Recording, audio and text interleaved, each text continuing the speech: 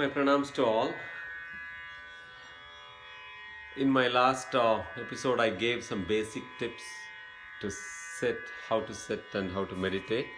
So, in this, I'm going to talk a little bit more pointers for all my um, friends. So, basically, the biggest problem what we face is the body identification. So we always identify ourselves with our body. We think the body is ours, we think the mind is ours, but we are something. We are not our body and we are not our mind. This is what all our gurus say. So but the major problem is that we always identify ourselves with the body. I've seen some friends, if you want to come one notch down, we also identify ourselves with our things. This we see, it's very common. We see a lot of this with my own friends. I've seen, say you have a BMW, you identify yourself with a BMW, whatever series. And then even if you see a BMW on the road, you think, oh, this is my kind of car. You almost have some extend yourself to that car and you associate yourself with the car. It applies to your things, your personal things. You're almost so attached to your iPhone X or whatever. You think it's almost like an extended. You extend yourself to that object. So this is not a favorable thing for all sadhakas. So you want to disassociate yourself with everything. You don't identify yourself with that object.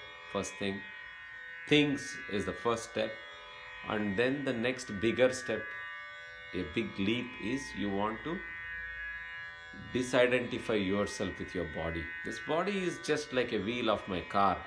So it is doing its functions, it's keeping the soul inside that, and it's functioning accordingly. So our main important goal is to keep the body healthy so that it functions. Body is always compared in all the Puranas, Vedas, it's like a chariot. It's compared to a chariot. It's like a car, if we have to compare in this modern days. Body is like a car, so you don't associate yourself to a car. It's just keeping moving you, taking you from place to place. The body is also is doing the same thing, taking you from place to place. So you don't so this is the first thing, first maya, I would say, uh, identifying yourself with the body. If you can disidentify with the body, then you are progressing in your sadhana. So that's a great thing. So first, these are some of the observations which I want to give you as a tip. You first drop everything. You drop your role like a son, husband, father, brother, sister, mother, everything, whatever. These are all, it comes and goes. You were not a father till you had a kid. You were not a husband till you got married. So they all come and go and come and go. Once you divorce, you are not a husband anymore. You were a husband. They always talk, oh, my ex. I never used to get that sometime initially, but it is all, it is very, very transitory. It comes and goes and comes and goes and comes and goes. So you try to drop all that, because you are not that. You were a husband before, and then once you divorced, you are not a husband anymore. So it is coming and going and coming and going, right? So you kind of leave that shell. You're not a husband, you're not a father, you leave all the roles. So that's the first step. And then, like that, you leave whatever a profession you're a doctor, then you have that, people associate that with themselves.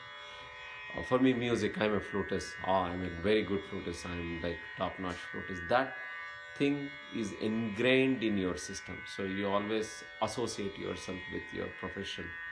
You drop that, drop everything, drop one by one, layer by layer, layer by. It is like peeling the layers of the onion. If you have to go to the nucleus of it, you have to take out all the shells. So you drop everything line, layer by layer. Then you can touch your actual self. So this is something which everybody needs to practice, including myself. You need to. It is like a very very hard practice, because it is conditioned. The moment you wake up, the moment you are open your eyes, immediately the consciousness comes.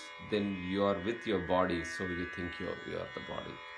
So another good tip which I have heard from my many of my gurus is, do the meditation practice, the very first thing and the very last thing. So preferably the moment you wake up, you sit for meditation. I don't care, even if it is on the bed, it is fine. But if you are doing it, you are in that semi-conscious state. You are not fully awake. Your mind had a very good relaxed sleep, rest. So I always consider the mind is like that big iPad Pro, petabytes together of storage. So how would you think all those impressions, programs after programs, uh, all these applications are running like crazily, and we don't shut it down, we don't close it down. So meditation um, is something where you can resolve that and then get everything out, shut your system, and then reboot your system. So that's how I always view meditation. Like you can, it is like resetting yourself. So do that. So preferably the first thing in the morning, and then the very last thing, if you want to get a good night's sleep, turn off your phone or put it in a different room, in a different level, and then slowly do meditation however long you think you can possible. And then that really, it's closing down all, swiping up all the programs, and then your system is getting a fantastic rest. That's how it goes. So now I'm going to play a beautiful raga, whatever raga comes to my mind. And like I said, you can stay with the nada, close your eyes, and enjoy the every bite of the sound, and engross yourself, immerse yourself. Let this sound reach each and every cell of your body, and let it relax every cell of your body.